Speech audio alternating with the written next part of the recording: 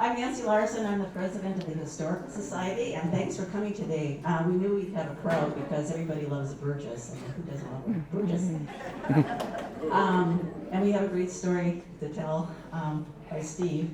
I want to thank Steve because he's the one who came to us and said he'd like to share the Burgess family story, and he still has a lot of questions to ask and a lot of rabbit holes to go down, and so we're glad that you did that, Steve. We appreciate it. And everybody knows Steve, and so I'm not going to give any formal introduction to him except to say, here is Steve Burgess, ready to talk about the Burgess family.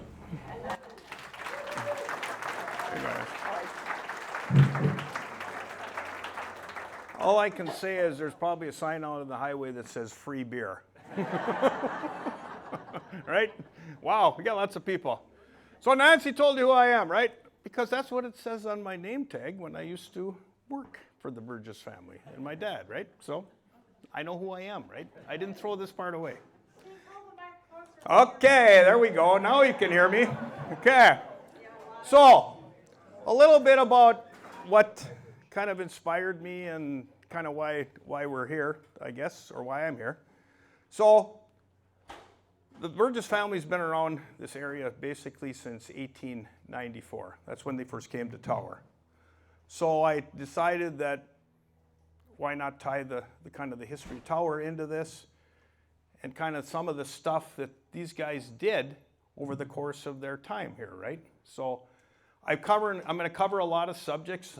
There's several things or many things that they were involved in, and obviously this isn't inclusive of everything, right? So there's going to be a bunch of stuff that maybe they did that I didn't have time, and you guys don't want to sit here for 3 hours, obviously. So hopefully you find it interesting.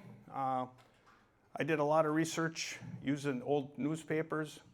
I got a lot of help from my cousins. I got pictures like there's no tomorrow, right? And obviously all these pictures aren't going to be on the presentation, but I just thought it would be interesting. What I'll tell you folks is if you're ever interested in doing this, talk to the people that have the information before it's too late, right? So that's one of my regrets is, you know, there was a lot of guys, a lot of my uncles, my dad that I could have talked to and probably found out a lot more about what happened, but I didn't choose that opportunity right when it was there. So, but anyway, so that's my advice to you folks is if you ever do this. So I got to stand on this block so I can see you because I'm not the tallest guy in the world, right?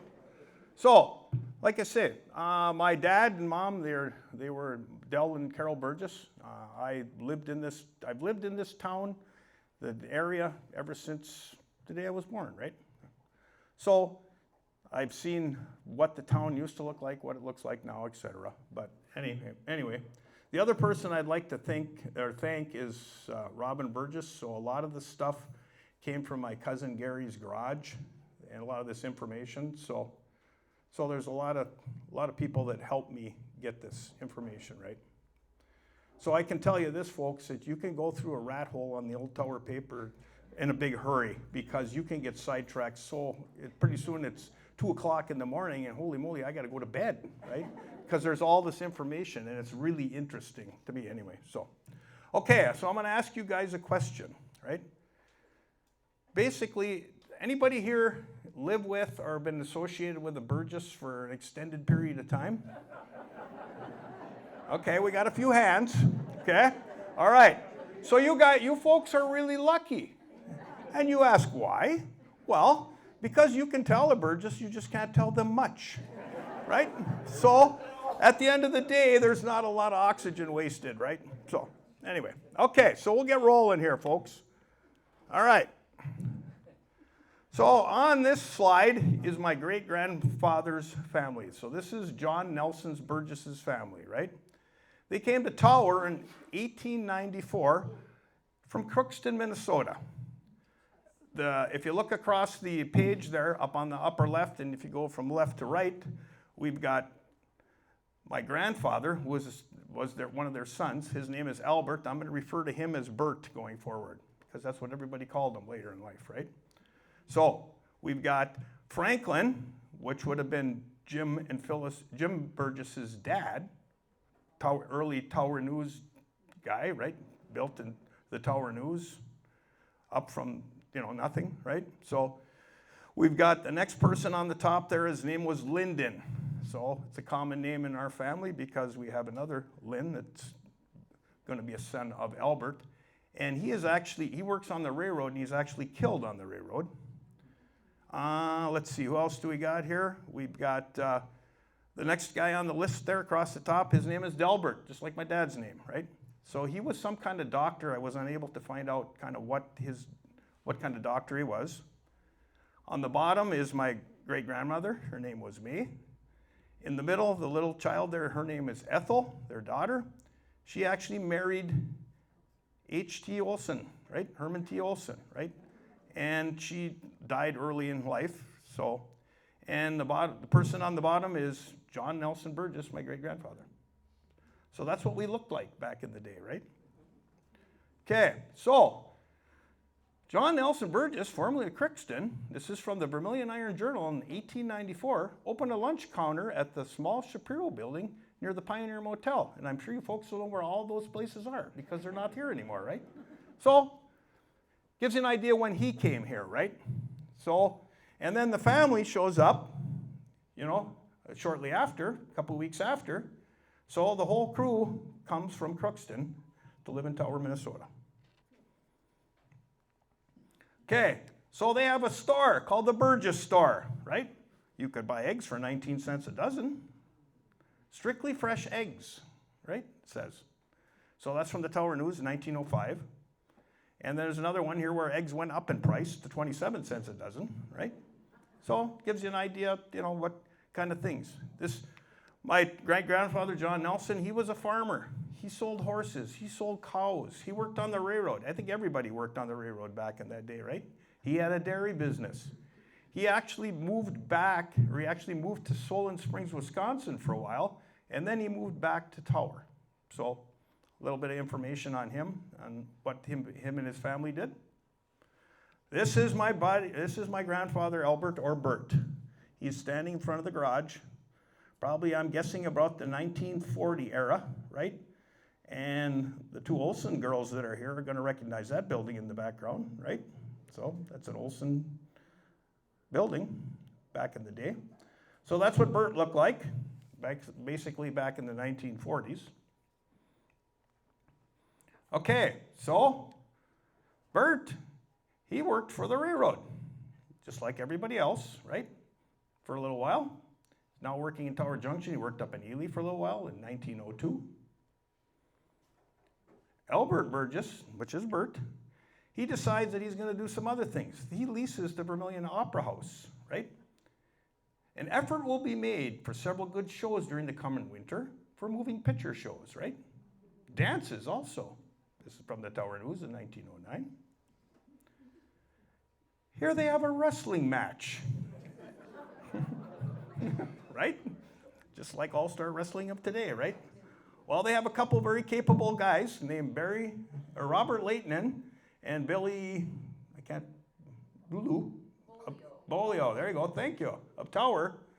They showed considerable class, but Bolio had more knowledge and enabled him to handily win the straight falls, right? Local man was outweighed by nearly 30 pounds. So all this stuff, Bert leased this place, right? And he had these different shows. So he was just looking for something to expand his knowledge, expand his empire, whatever you want to call it, before he got involved later in life in garage work, right? Let's see, where's my clicker? There we go. Okay, here's the Vermilion Opera House, which he had leased at this point in time, right? You could go to these wonderful movies and these shows for 15 or 25 cents back in the day. And this is from 1910, the Tower News, right? Okay, so he does that for a couple of years, but then he decides that I need to sell cigars. Typical Burgess, right? Don't do anything very long, right? So he is the distributor and manufacturer of these cigars in downtown Tower. Supposedly where he did this was right where the Tower City Hall is now. So it says any smoker will tell you how good they are. Made in Tower, least criticized, most popularized, right? 10 cents you could buy a cigar from. And my next slide tells you where you can buy them.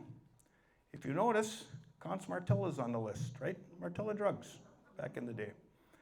And there's a Shibodi on that list, which is a common name in Tower. A Scala, right? So there's some people that basically sold these cigars. Bert was the distributor, the manufacturer of them, right? Okay, so Bert, he gets married. He finds this sweetheart, basically, her name is Josephine Hewitt. She lives in Sudan. They get married at the Presbyterian Church, right? They got a couple of brothers and sisters that stand up for them. And it says the bride is one of the popular young ladies of Sudan, while the groom is a well-known businessman of the city, proprietor of Service Garage, right? So, actually, on the Hewitt side, her dad actually worked up at the Sudan mine. He was kind of a big deal up there, is what I was told back in the day. So they get married. Bert decides that he needs to open Service Garage. So he finds himself a partner. This guy's name is Claude Cyril Wenchel. So these two guys open this garage right on the main street of Tower. And Claude decides that he's ready to retire, so he's only in this garage for about a year. And then my grandfather, Bert, buys him out, right? So it's located on the main street, and I have a couple old pictures of that you're going to see in a few minutes here, but I don't have any external pictures of that building because it actually got torn down shortly after. Okay, so they sold Studebakers, they sold Dodges, they sold Overlands. I know the Pilas had the Dodge business after that, but the Burgesses actually sold Dodges for a while, right? It says we can furnish sixes in our Studebakers and Overlands, right? So they sold Overland cars, Dodge brother cars, Studebaker cars. So the interesting part of this, folks, is, so you think back, this is from 1919. And you think back of the road system in 1919, right? And it's pretty poor, is my guess, right? Obviously, I wasn't around then, but. So Bert would take the train to Duluth, and he'd take a partner with him, and then they would try to drive these new cars back to Tower so he could sell them. So there's countless articles in the paper, the Tower News, that said, hey, this is what they did, right? So they'd take the train down, stay overnight, come back the next day. All right, moving forward. Here's a picture of the first wrecker that Service Garage had. This is a 1912 Cadillac. This picture was taken about 1918. And I've got a picture of every wrecker they ever had, so you're going to see a bunch of wrecker pictures here later. But I'm guessing it's sitting somewhere on the main street of Tower. Don't know where, right? All right, so Studebaker prices back in 1921, you could buy a car for this much. You could buy a 2-passenger Roadster for $1,300, right? And you can see on the bottom there, Service Garage, Albert Burgess proprietor, right? And here's some prices on some Dodge cars. So are the Dodges more expensive than the Studebakers? I'm not sure, right? So, and notice the phone number, folks, 22. There's no area code. There's nothing, right? 22. Bob, my Uncle Bob tells me the story. He says the phone number at the house behind the garage was 8. Not many phones in Tower at that time. Okay. So he also sold what's called a star car. So this is from 1923. And it gives, like I says, what I did is I found all this stuff in the Tower News and basically kind of took this information, right? Agents are urged by the manufacturers to get orders as early as feared the output may be inadequate to the supply, the demand, right? So, thousands of orders, it says, right? So, they sold star cars for a while. Here's a picture, folks. Whoop. Oh, here we go. Oh, they also, back in 1923 in the Tower News, it talks about them putting in electricity, right? It says a light plant so they could light up, so they could turn on the juice, right? Also, it says the Rex Theater, which was right next door to the garage there back in the day, has been connected up, right? So we can we can watch a movie and we get our car fixed all at one time. Hopefully the electricity's on, right? All right, here's a picture of the first service garage, right? They start to sell Chevrolets roughly in about 1926. So you can see there's a cast of characters there. Wayne Run Canyon, there's Bert is in the picture, there's a Johnson in the picture, right? You may or may not know any of these people. I don't, obviously. But so that's inside the first service garage.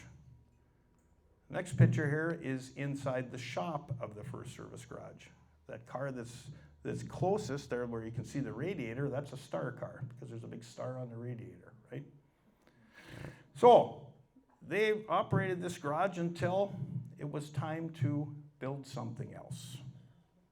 So this is a picture of the second garage, which would have been also called service garage, under construction. You can see all the pallets and the wood there, side of the building. When they were building it, they started building this in basically about 1927, and by 1929, this thing was operational, right? So if you're unfamiliar with what this location is, it's where Vermilion Fuel and Food is now. That used to be service garage in Burgess Chevrolet back in the day. Obviously looks a little different now since they remodeled it, but that's what it looked like back in 1929. And here's a picture of it completed from the paper. If you look, folks, let's see if I can point it out here. Whoops. Where's my...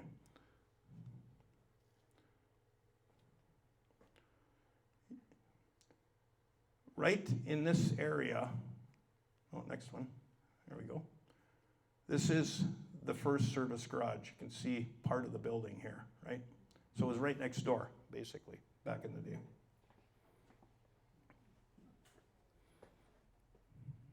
All right, so they had a big party because we got a whole brand new building in Tower to open, right?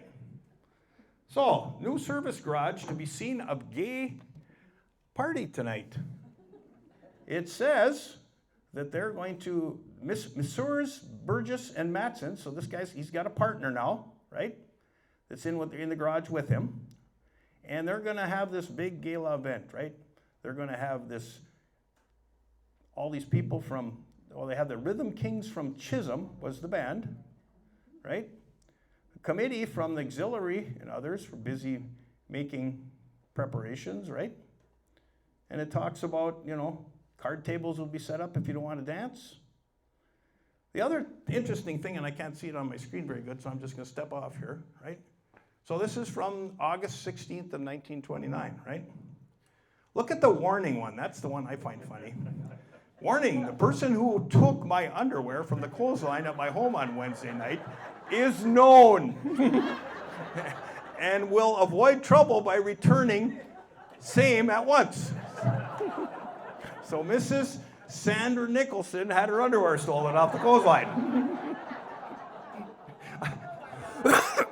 I just happened to see that when I was doing this, looking through this the other day, and I said, I gotta see that. So, don't leave your underwear on the clothesline. So this is actually one of the things, this was kind of the ticket for that night, right? So, it says the Chevrolet Service Garage, proprietors Burgess and Matson, right? It was the opening day dance ticket, right? So that's what the ticket looked like. Here is another wrecker. You're going to get sick of seeing wreckers, but this is the second wrecker they had, and I'm guessing this is roughly in the 30s, right? What this looked like. Here is a picture of Service Garage, and I'm estimating somewhere in the later 30s on the main street of Tower, right? You can see the Chevrolet sign. They're selling pure oil products at that point in time. There's the Tower News with that big truck with the flatbed parked kind of in front of it. Uh-oh. Housekeeping.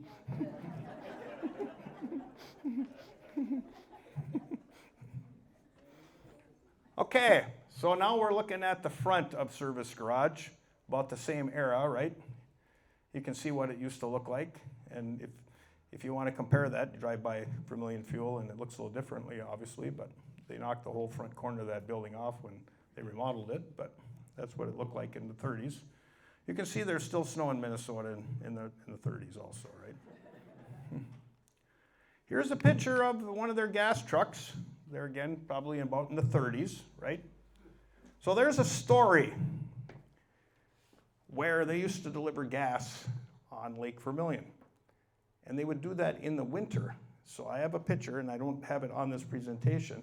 There's my Uncle Billy and Bud Bystrom, and they're driving this truck across Lake Vermilion, and there's about 6 inches of water on the ice. And it's full of gas, and they're delivering gasoline, right? Underside the truck was nice and clean when they were done. Not sure if they drove with the doors open, right? All right. So here's another picture of Service Garage. That would be kind of looking across the street from like where Martilla Drugs or You Betcha would be now, right? So I'm guessing about the same era. So here's a picture of the shop in the back, right? And you can see all the kids, right? So Bert's in that picture with a couple of his sons, some of his kids, right? So can you imagine the playground folks that those kids had? I mean, my cousins will vouch for this, that was our life, right? We spent every minute we could at that garage. Bob tells me the story that the brothers were the same, right? You got a boy and you got a garage, boy, you got a built-in playground, right? So that pretty much looked like that the day that those guys retired, right? That bench was still there. We would spend hours there, right? So here we have a 1941 Chevrolet in the front of the garage. It's a little hard to see, folks, but let's see where my pointer is. So right here, and over here, there are some steel chairs. Those steel chairs were in that garage until almost the day that the brothers sold it in 1980. There would be people that come and sit in those chairs on a regular basis. Some of them actually had their names painted on them, right? So you got generations of people that would come in this place, and sometimes their kids would actually sit in these chairs, right? And of course there was many a conversation and many a problem solved in those chairs, right? So 1941 Chevrolet right there. Okay, here's the Albert Burgess family. So looking from left to right on the back row is my dad, Del. Next to him is Billy. Next to him is Bud, or Raymond, if you want to be a little bit more, what should I say? A little bit more proper. Thank you. And then there's Lynn, or Lyndon. And then on the end is Jack. So if you look on the second row there, from left to right, the first girl is, let's see, I got to look at my cheat sheet here, okay? So we got Ruth. And then we got my Uncle Bob. And then on the end is, my aunt would have been Joanne. And seated is my grandmother, Josephine, which Bert called her Joe. Her friends called her Josie, right? And then, of course, Bert's in the middle, right? So this is, I'm guessing this photo was taken probably late 40s, something like that. That's a guess. Bob's shaking his head, so I must be right. Okay, here's the house that they all lived in. All those kids and those 2 adults, right? It's still standing yet to this day. It was located right behind the garage, right? So they raised 8 kids, right? So my grandmother was a legend in chicken butchering. They had a fire in the backyard all the time where they would basically boil chickens. She would actually take all the chicken feathers and make pillows out of them, right? So I got there also was a boxing ring in the backyard, because I know Dale's dad, Bud, he was a boxer at one time, right? So John Arnson told me the story where Grandma Joe made all these pillows, and they brought them up to the hunting shack. And they all went to sleep one night, and John Arnson woke up the next day, and his face was all bloody because all those chicken feathers poked out of the pillow. But back in that day, you never threw anything away. Can you think of it, folks, back in that era, nobody threw anything away, right? And there was some probably pretty lean years, right? And to have 8 kids, 2 adults living in that house and be able to survive, probably there was a little deer meat eaten there, right? So, tough time.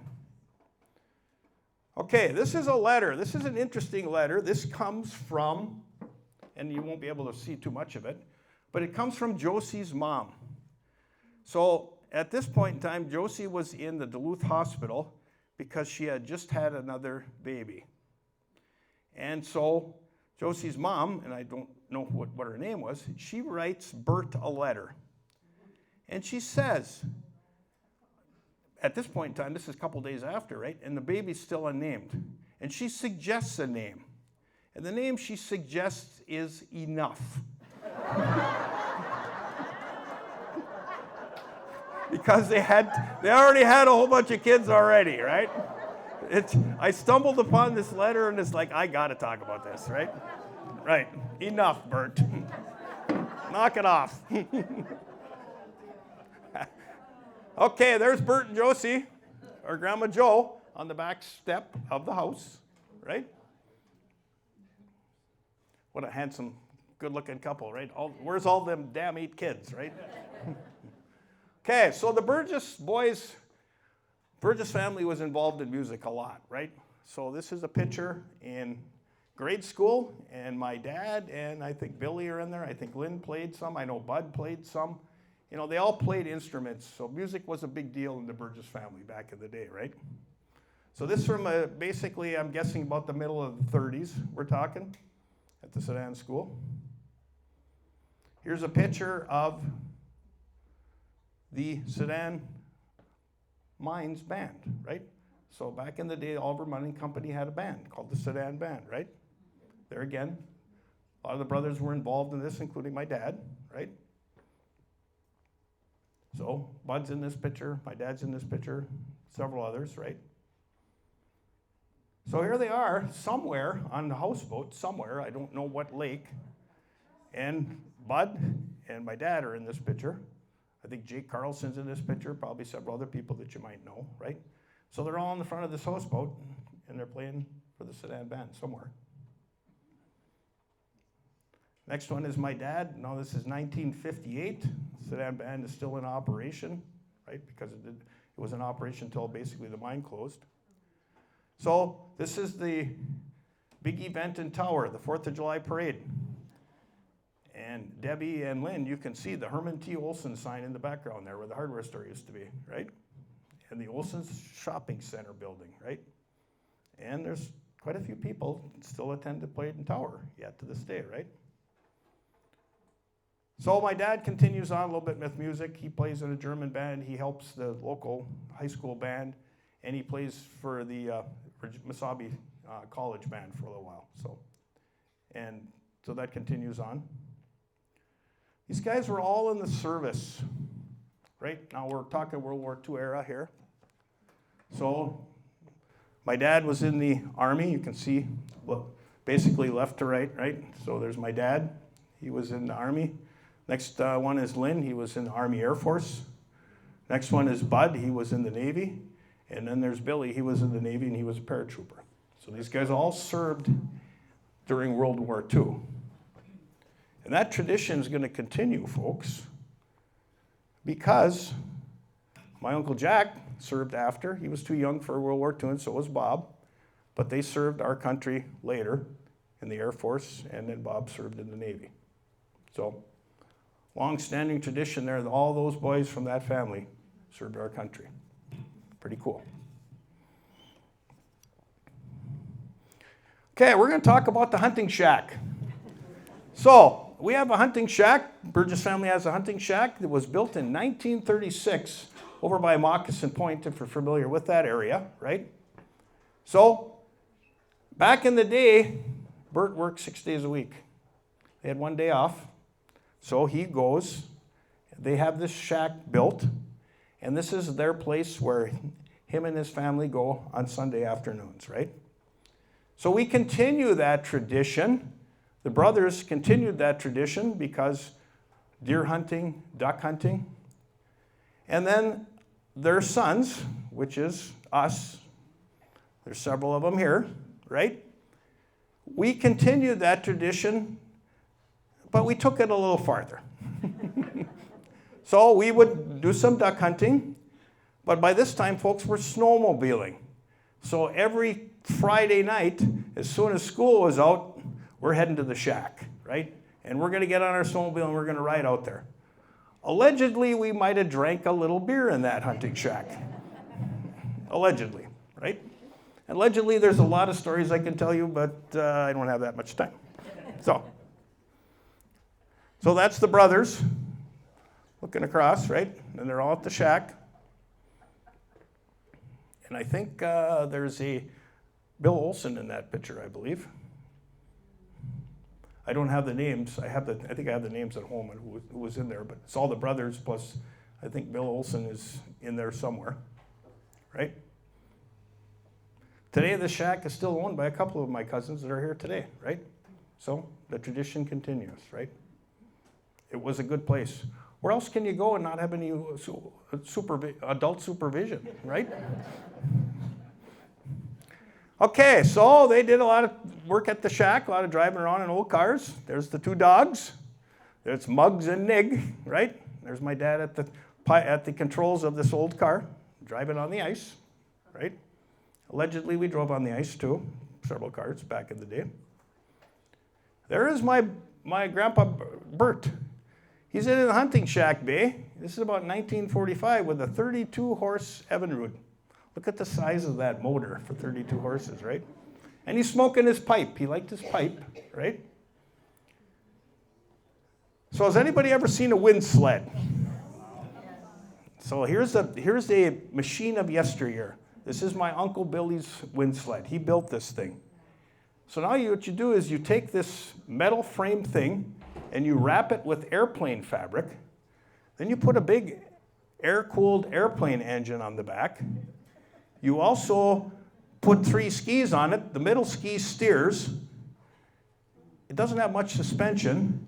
And then you drive it down the lake at about 65 miles an hour with no brakes. The only way you slow it down is throttle it down, right?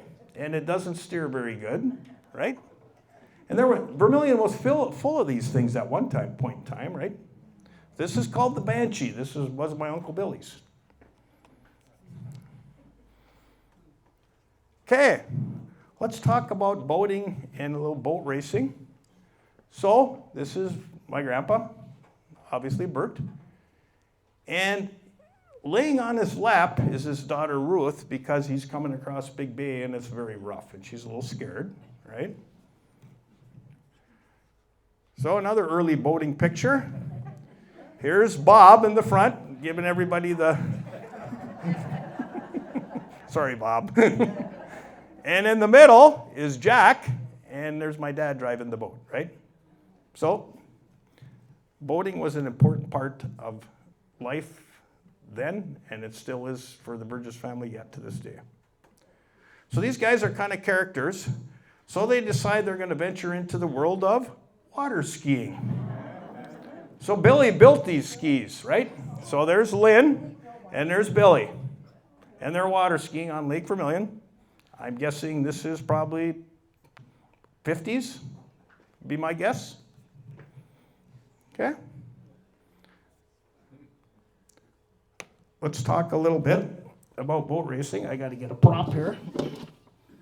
So, my dad and Billy raced boats in several places. This is his helmet. It used to have a skull and crossbones on it, but I think me and Rodney probably took that off. You notice it doesn't fit me very good, so he's got a damn small head, right? So, Service Garage, back in the day, before it became Burgess Chevrolet, these guys are out racing boats. So they're racing, wrong wrong one, sorry. So this is my dad. He was T12, Billy was T11. This is what's called a Class C boat, I believe. And you can see now it says Burgess Chevrolet on it, right? So he's over at Park Point in Duluth. And you notice he's got a trophy in his hand. So he won a race. My Uncle Billy told me the story many years ago. He says, your dad could have won a lot more races, but he was way too honest. He didn't cheat. So there's that. Okay, so that's my dad's boat. Oh, I keep hitting the wrong button. That's Billy's boat. So there's Billy in his boat, T11. This next picture is very interesting. If I get to it. There's Bud. He flies down to Park Point, and he's handing my dad a propeller. So I don't know if my dad lost his propeller, if they called him or whatever, but Bud flies all the way down to Park Point to deliver my dad this propeller, right? And that's the race he won, so it must have been a damn good prop, right? So, yep. All right, here we are in Silver Lake in Virginia. They used to race boats on Silver Lake in Virginia. They used to race boats down here at Hoodoo Point and Tower. There were boat races all over back in that day, right? On Pike Bay. It's a colorized picture too, so cool. Here we are over in Eveleth at the JC's Winter Carnival, or Water Carnival, July of '51. Look at all the boats, right? Big deal back in that day, right? And my dad actually got a trophy from there. We used to have all these trophies in the basement, and me and my brother pretty much destroyed them all, so I don't know where they are now, right? Okay, I'll take my boat racing hat off. Burgesses were involved in airplanes. Okay, so we're going to talk a little bit about their airplane adventures and their flying service adventures. And you can see, anytime the Burgesses were involved in anything, there were kids involved, right? So, I'll flip to the next slide here and they'll understand this a little bit more. So this is an airplane that they purchased after World War II. This is a Stinson airplane. It gets delivered to Tower, Minnesota in a big crate. And it's right behind the garage, right next to the house. So they got to pull this thing out of the crate, okay? Well, what do you do with the crate? You don't throw it away.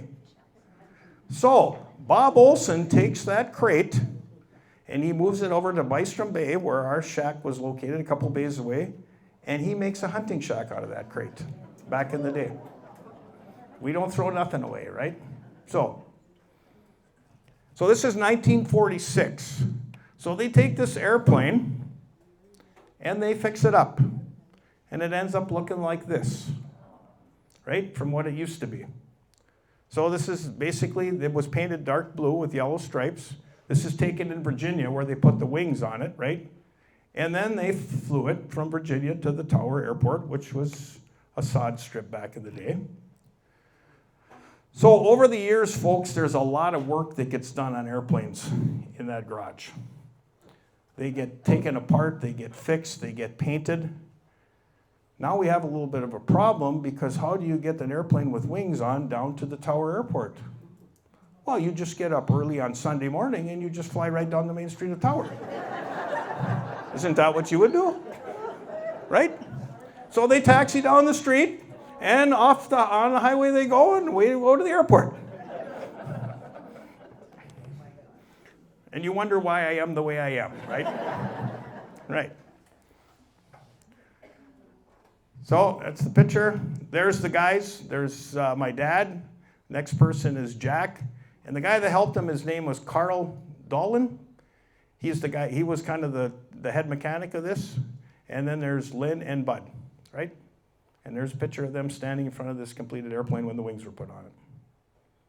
And here's a basically article from the Tower News in 1946 said what I just told you, right? So, yeah. Doesn't say anything about taking off down the Main Street Tower. But. So a little bit more about airplanes. They actually get into a seaplane base. So this is the license that was issued when the Burgess Flying Service came into existence on a seaplane base, right? So this is the actual license. The seaplane base was located where Arnson Boatworks is now. So here's a picture of it. You can see a couple airplanes there. Now this is winter, obviously, so we're on skis, right? So basically these guys would fly out of there. So they're gonna do some things to make $1 or $2 out of this deal, right? So there's another picture of an airplane. Burgess Flying Service on the side of it, right? Here's a picture of 4 smart individuals in a very small plane. Right? So we have Lynn and Bud and Bob Jackson and my dad. Now this is in 1947. This is a 2-place airplane. No, it's not. We can fit 4 in there. I don't know if they ever took off, but it's kind of an interesting picture. And then why not drag your deer out with an airplane? Right? Why would you carry it when you can drag it across the ice with an airplane, right? Of course. So we're looking at 1947 right there, folks. Okay, so here's an advertisement for the Burgess Seaplane Service. So charter fishing trips to remote border lakes, 4-place seaplane, which now they're using this Fairchild 4-place plane. Scenic border trips. Couldn't call, you had to write for a reservation, it says, right? Couldn't call 22, right? So they did some of this. Here is a ticket for the Burgess Seaplane Service. You notice we're in the state of Minnesota because the ride is $3 and the tax is 50 cents, right? Only in Minnesota would you pay much tax. Remember that, right? So this is one ride.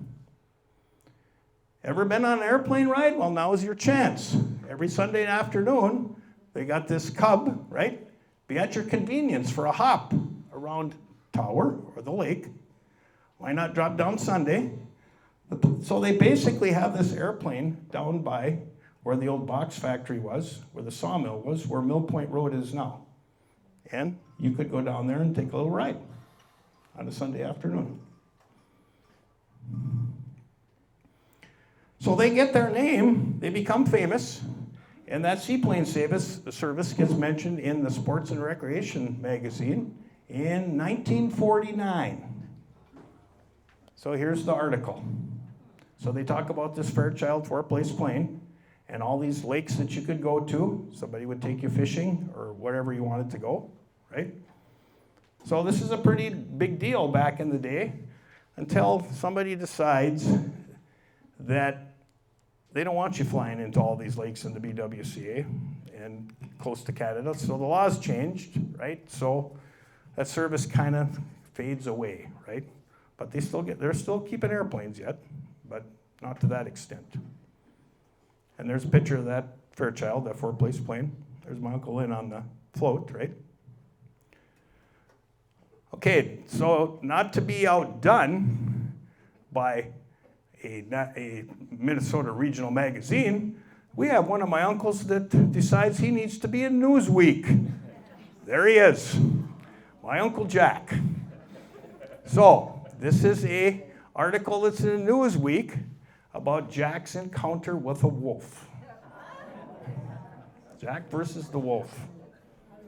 So there's the Tower News article, so Jack is out flying. Jack is, at that point in time, and my cousins will correct me later if I'm wrong, but he's an instructor. And he's out with a gentleman from Sudan. And they're out flying, and he's giving them lessons. And they're over by Putnam Lake. And they see this wolf that's running across Putnam Lake. So they drop down to take a look at this wolf. And the airplane ski gets a little too close to the wolf. The wolf jumps up, grabs a hold of the ski, and the airplane flips over, right? So they try to walk out, but by that time, it's getting dark and stuff, so they build a fire, stay put. And then it says basically in the article that, so Bud and Billy start to look for them. They find them on the lake. I'm guessing they used another airplane. So they hike in on snowshoes, And they find them, and they bring them out, and by 11 o'clock at night, they're all home, cozy in bed. Here is a picture of the airplane, what it looked like after the encounter with the wolf, right? So the flying continues for a little while longer. So this is a picture of a champ that was down at the Tower Airport on the Sod Strip back in the day. And here's another picture of the same. Here's a picture of the hangar and when the plane was on skis. So we're looking at probably the very early 60s here. But we have an unfortunate situation, folks. We have, in this hangar, there's gasoline stored, aviation gas, right? And what happens is someone breaks into this hangar, and they're stealing gasoline. And they have a cigarette in their hand. And up in smoke goes the plane and the hangar, right? So, unfortunately, that's kind of the end of the flying for a while for the Burgess brothers, right? So, there's a picture of Lynn there on the top, and we'll talk about snowmobiles so shortly, but look at that beautiful snowmobile that he's standing by, right? All right, moving forward, Service Garage now becomes Burgess Chevrolet. So in 1949, when they all come back from the war in the service, the brothers go into partnership with their father, Bert, and we have Lynn, Bud, my dad, and Billy that buy into the garage, right? They changed the name to Burgess Chevrolet. So Bert doesn't last too much longer, unfortunately. I never knew him, and I never knew my grandmother.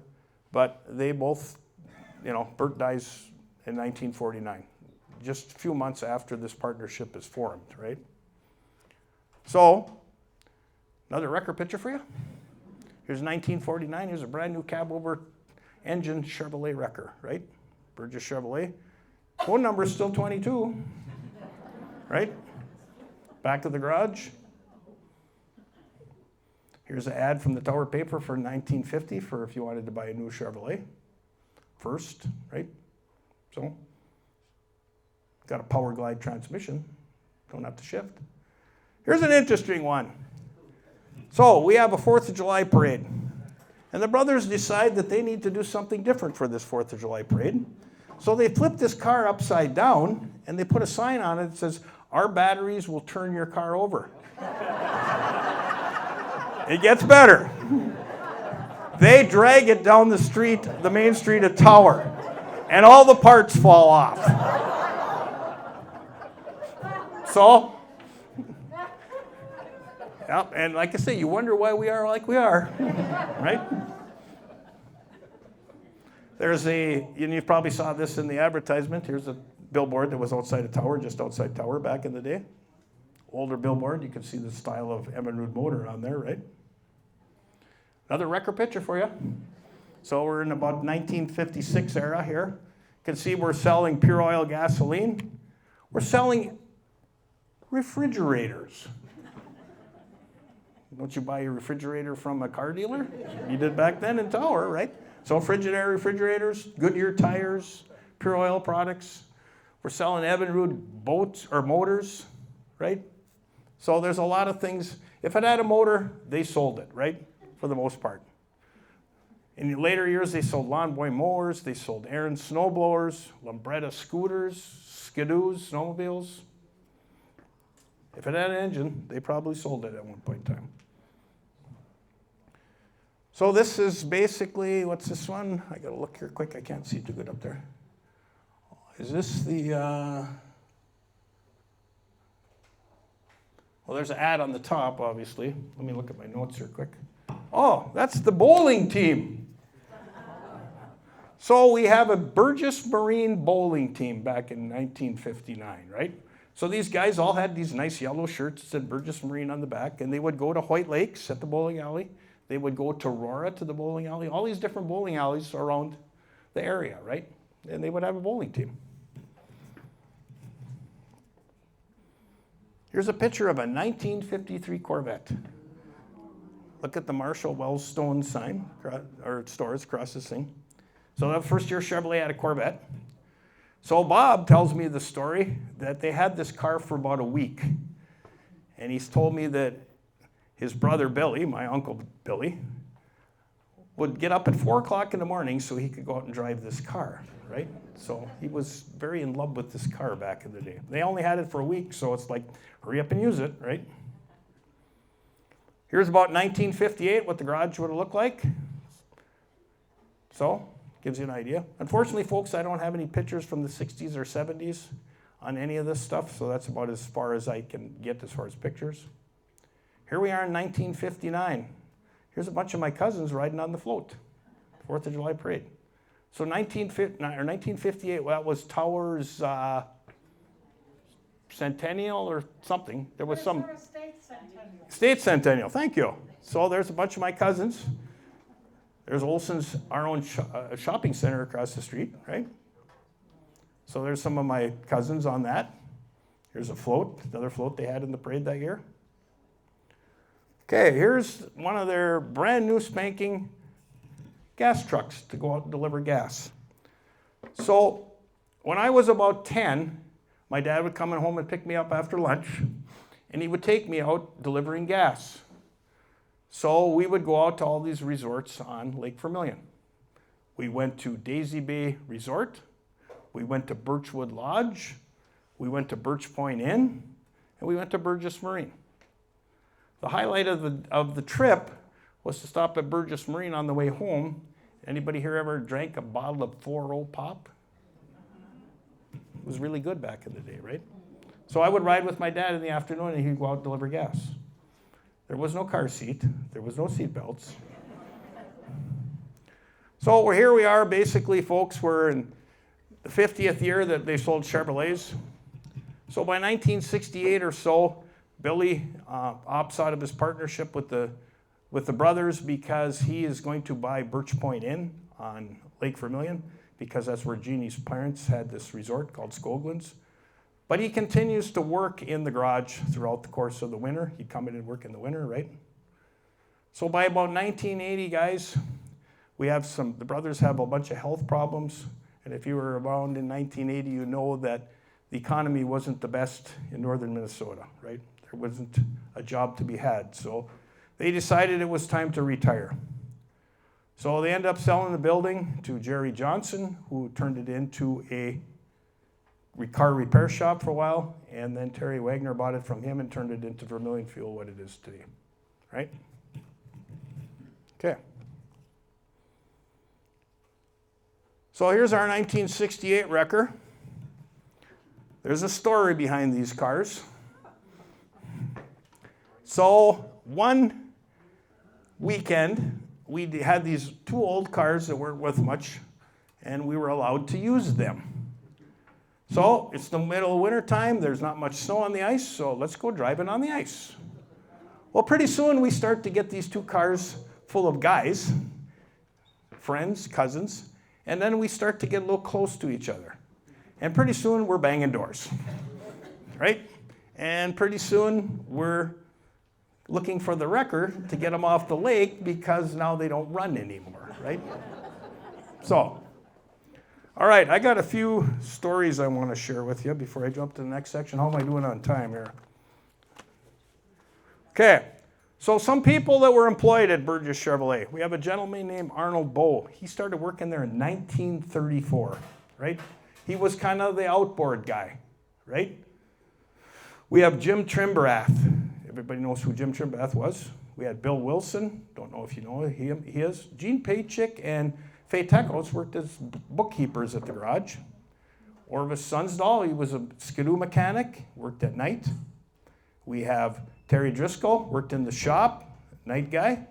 Jack Brandt worked at night. Dick Swanson, Jerry Johnson worked there. Bob Johnson Jr. worked there, right? So all these people, and there's probably a large long list that I forgot, right? Worked at the garage. So a lot of local people. So some of the daily things. These guys would go for coffee at Martilla Drug at 9 o'clock in the morning. Remember the 5-cent cup of coffee? Okay, so they shut the garage down and they all go across the street to have their 5-cent cup of coffee. With the exception of my dad. Somebody has to stay there and pump gas. So they all go over for coffee, they all come back, and then my dad would go over and have coffee and come back. So that was a tradition every day. No matter what was going on, 9 o'clock in the morning, it's coffee time, right? Okay, so now what do we do about lunch? It's 12 o'clock, everybody goes for lunch. Somebody has to stay and man the gas pumps. That's my dad. So he doesn't get home for lunch until 12:30. So my mother makes me and Rodney wait until 12:30 so we can all eat as a family. And then, of course, she makes me wash the damn dishes. And when I'm washing the dishes, guess who's pounding on the door? All my buddies, right? Because they already ate lunch. Okay? At 4:30 every day, Arnold Bull would take up a collection in the shop. He would walk across the street to the Tower liquor store. He would buy a 6-pack of beer because it was time to be almost done for the day. So his famous words were, he would get that 6-pack of beer and then he'd pace back and forth in front of the workbench, and he would yell out, "Table is set." That meant it's time to drink beer, right? Okay. The brothers took turns working at night. So this place is open till 8 o'clock at night, right? 6 days a week. So they would take turns basically working at night, right? So come 6 o'clock, my dad goes back to work if it was his turn or whatever, 5:30. And then they would basically pump gas until like 8 o'clock at night. Well, there was a whole bunch of people in those chairs that I showed you earlier that would come in there to shoot the bull, right? To talk about things.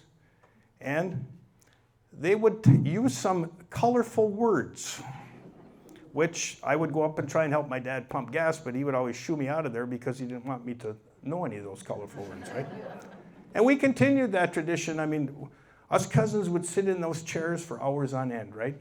And think about what we're going to do and plan our trip up to the hunting shack or what we were going to do the next day, right? So that tradition continued basically until the day the garage closed, right? So Sunday, the garage was closed, as I said. So think of it this way, folks. You know, all that stuff occurred in all those years, right? So if you were a cousin and a male, you got to live a pretty charmed life, right? Sorry, Becky.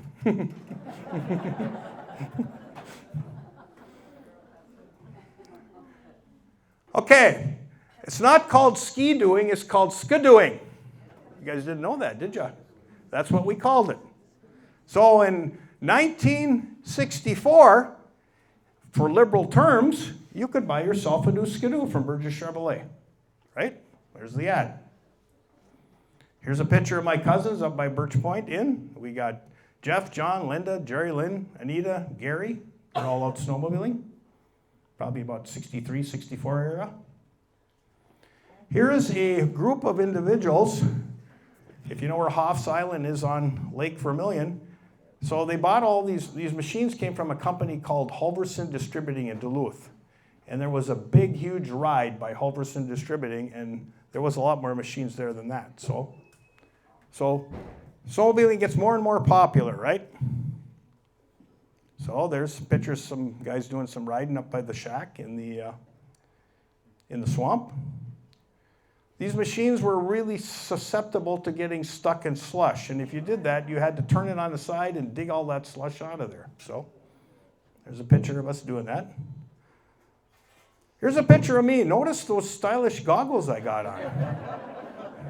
Look what they made me wear back in the day. Do you see a helmet on me? No.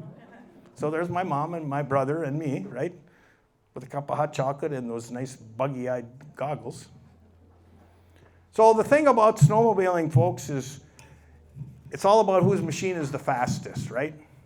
So we got a lot of uncles that do a lot of tuning on their snowmobiles in the back garage after the shop closes because it's all about whose machine's the fastest.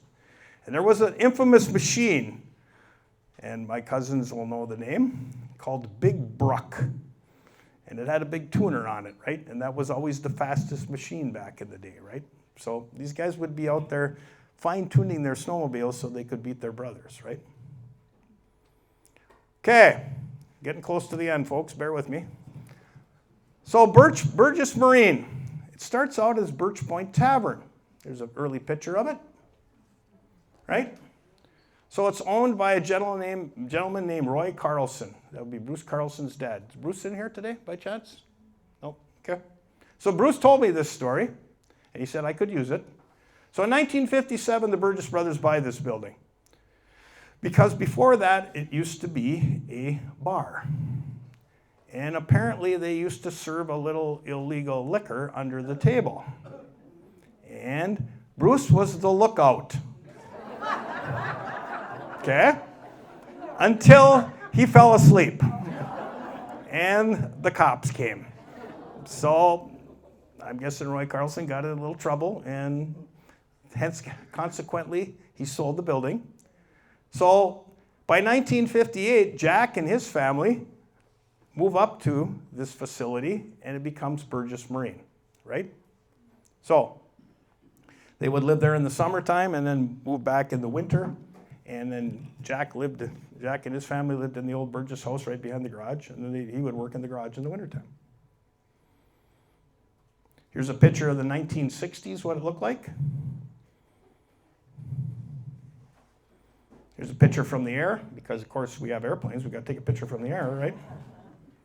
So this thing starts out as not a lot, it starts out as something, and by the late 60s, this is what we're doing. First, boat service on Lake Vermilion to dry store your boats.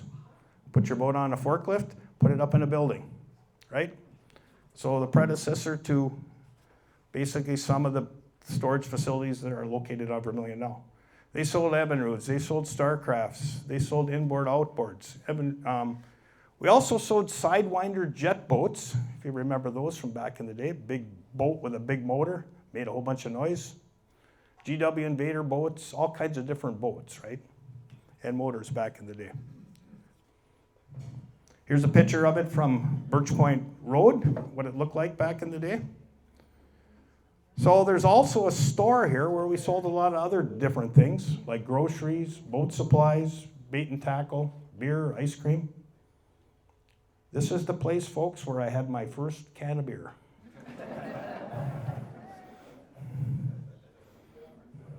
And here's a picture of it from the lake, right around 1974, right? So let's see, I want a story here to tell you, if I can find it. Okay. So all the cousins, for the most part, worked for the family business, right? Either at the garage or at the marina. I worked some at the garage, I worked a lot more at the marina. So I learned some lifelong skills working at Burgess Marine. I learned things like how to drive a 3-on-the-tree transmission. That's a life skill, right? I learned about ping pong. I learned about water skiing, right? I learned how to make change. I mentioned I had my first beer there. How to operate a forklift. Learned how to use a CB radio, because sometimes the phone systems were unreliable, so we'd have to call back and forth to tower using the CB radio. But the most important thing I learned that my cousin John is a pretty good shot because he shot me right in the butt with the BB gun.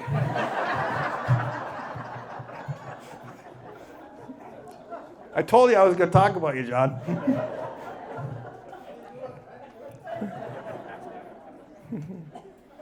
Okay, so Burgess Marine gets sold in 1978, right?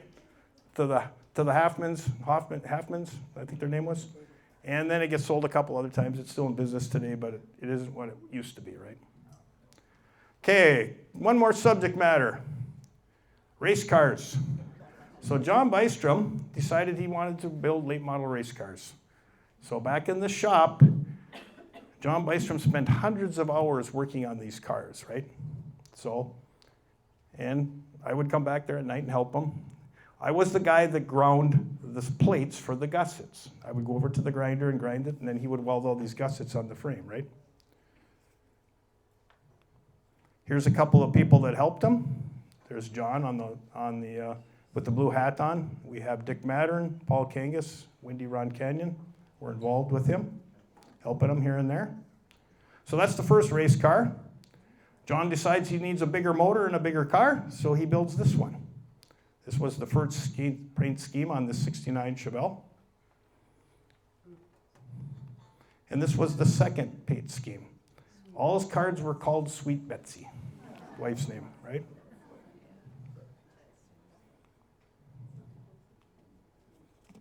Okay, so I got a couple stories here from Dale. This story is told by his dad, Bud. So this gives you an idea of what the Burgess family stood for back in the day. So if you remember Pastor Fred Larner, he was the pastor at the Manual for years and years. He came into the showroom on a typical day and announced to Lynn Burgess, "I've been thinking I would like to have a new car." After some small chit-chat, Lynn and Pastor Fred disappeared into the front office. They soon emerged from the office and walked out the front door and headed out to the new car lot where several shiny Chevrolets were parked. After a short test drive and more conversations in the front, Pastor Fred was the owner of a brand new Chevrolet. As it turned out, the local Lutheran minister traded in his own car and drove away with a new Chevy. It wasn't long before we shined up the already cherry trade-in and put it on the lot to be sold. Well, within a couple weeks, someone came in the showroom and expressed interest in purchasing Pastor's trade-in. And sure enough, a deal was made and another used vehicle found a home. Well, within about a week, Pastor Fred got a call from someone at Burgess Chevrolet explaining that he could stop by the garage and pick up a check. And Pastor Fred's words were, "Well, what on earth for?" The person on the line explained that between the new car purchase and the trade-in purchase, we did pretty well and would like to give you some money back. So it went. Pastor Fred got a nice refund on his new car purchase. As a matter of fact, as explained during the course of selling cars, the Burgess boys refunded 3 additional people that made car deals over the years. Who does business like that? Right? Where would you find that today? Okay, I got a story here from my cousin Dale. It's called Change is Hard in a Small Town. It was time for another board meeting. At Burgess Chevrolet, it was a casual affair. So Lynn, Dell, and Bud. They gathered in a partial circle in the back shop by the bench. Other informal members included Arnold Bowe, Stanley Anderson, Sulu Passy, Terry Driscoll, and maybe some of us kids. One of the official members started the meeting with the comment, "I think it's time we start taking Saturday afternoons off." "Oh, we might make some of our customers angry," was the reply. "Well, we could keep the front end open and agreed we could sell gas, right?" So they went back and forth, round and round, and yes, it was agreed that the garage should shut down on noon on Saturday. Also, in the early 70s, one of Tower's favorite hangouts would cut back from 6 days a week to 5.5 days a week, manning the gas pumps on Saturday afternoons. So Dale says, well, it wasn't long after the new hours went into effect, a warm and sunny Saturday afternoon in July, that Wally Haken and his brother Walter walked in the front door with troubled looks on their faces. I greeted them with a friendly hello, and what's up with guys? He says, geez, we need some help.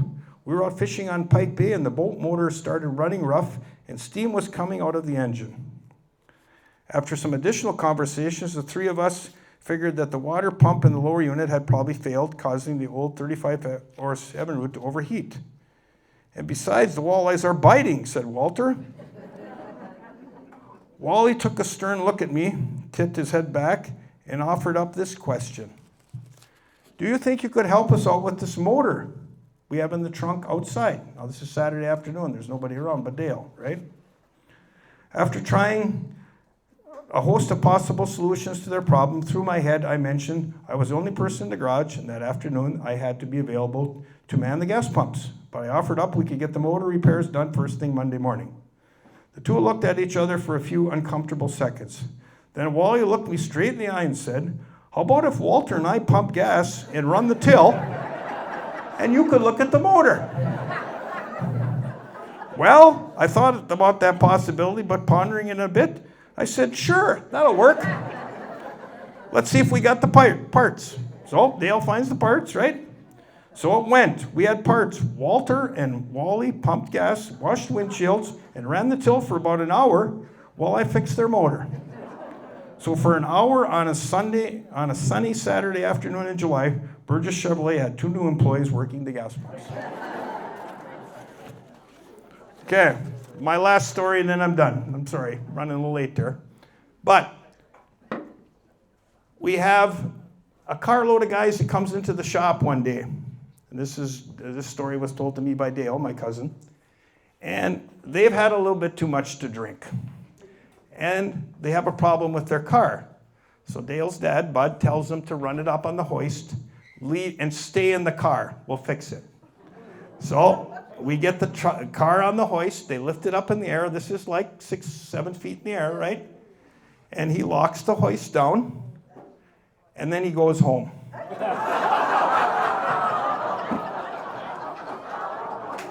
I don't know how they ever got down, right?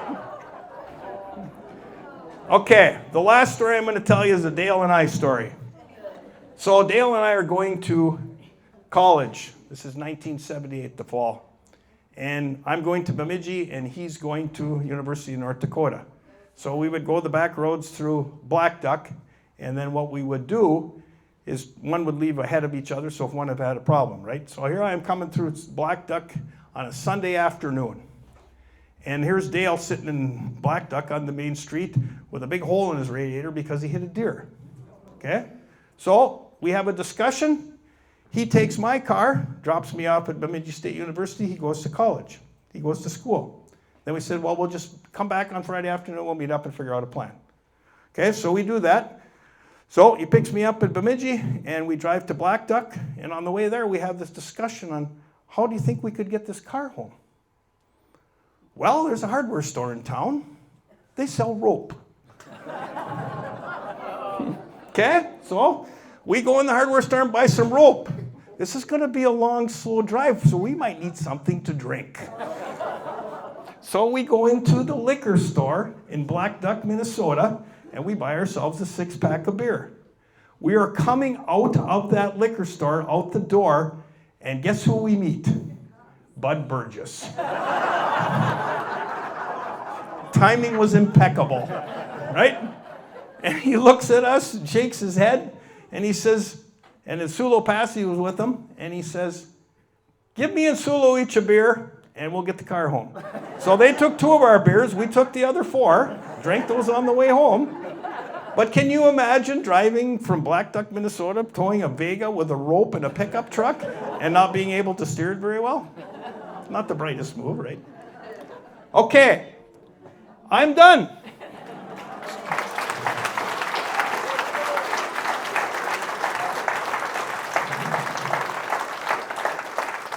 So, folks, I hope you enjoyed that. I tried to make it a little humorous. I think we got a few laughs. The Burgess crew was an amazing group, right? They were one of a kind. I do have some stuff that I've collected over the years, some signage. I've got a shirt and a jumpsuit that my dad wore. I can't fit into those, by the way. But you're welcome to look at that. We've got some snacks. We've got some coffee. If you have some questions, I'm here. Hope you enjoyed it. Thank you.